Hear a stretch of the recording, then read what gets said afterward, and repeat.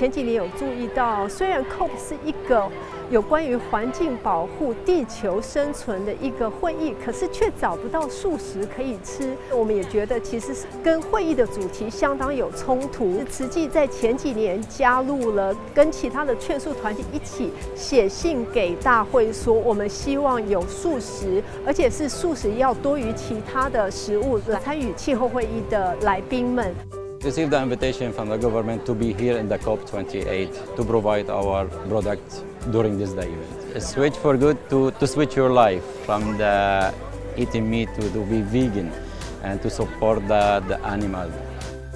那今年在 COP 28，很高兴可以看到大会有听到慈济还有其他劝素团体的声音，因为今年素食的摊位都出现在 COP 的各个角落里面。Every day growing up. Expectation is business is good, but not like that. So every day I see it's growing up. So actually, it looked yummy on the picture, and my colleague and I actually were curious to taste something new and different. So we went for this burger. It's mainly the picture though. Very good, just like meat. I'm a sustainability expert, so I do have concerns about how the meat industry affects the climate. So when I saw the option of plant-based meat, that side of me was interested to come and try it out. It was my first time trying it. It tastes good, it's really nice, it feels like meat. So I'm very much impressed by the technology. And unfortunately in my country, Kenya, we do not have a lot of plant-based meat options. So I'm not able to do the full transition. This year, COP organizers showcased climate-friendly foods with 1.5 degrees Celsius aligned menus. It also made a critical announcement on global water shortages and food insecurity on Food, Agriculture and Water Day, which took place on December 10th and received support from 152 countries. Tzu Chi also held a parallel event on ethical eating. Tzu Chi started the ethical eating movement back to COP 20 in Peru. That time we already promote ethical eating.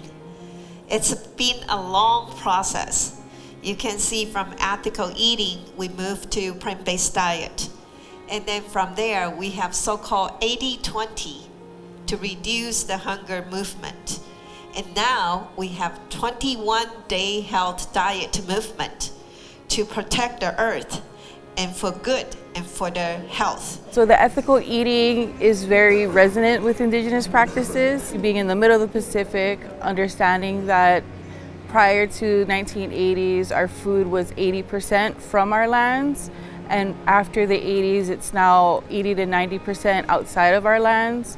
Our communities are really making the switch in our government to support local farmers so that we can reduce the amount of transportation fees, as well as increase access for farmers to get support into the market.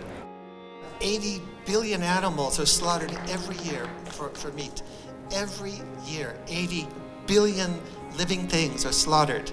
And I was really gratified to learn that the foods that we should consume for our health are those foods that exert the lowest environmental damage. In other words, the food that's good for us is good for the planet. To produce 100 grams of beef takes 75 times more land than the same amount of protein from tofu.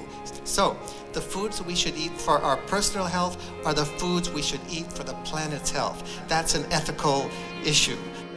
The climate change is impacting all the food system in our country.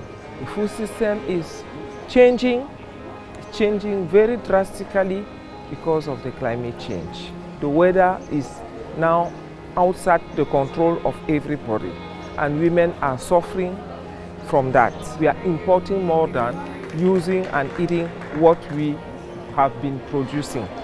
From COP 20 to COP 28, it's 8 years. Now, after 8 years, we see action, and the action leading to outcome. So what will be the next? That's the issue. What will be the next? The next should be continuity and think more in depth and think outside the box.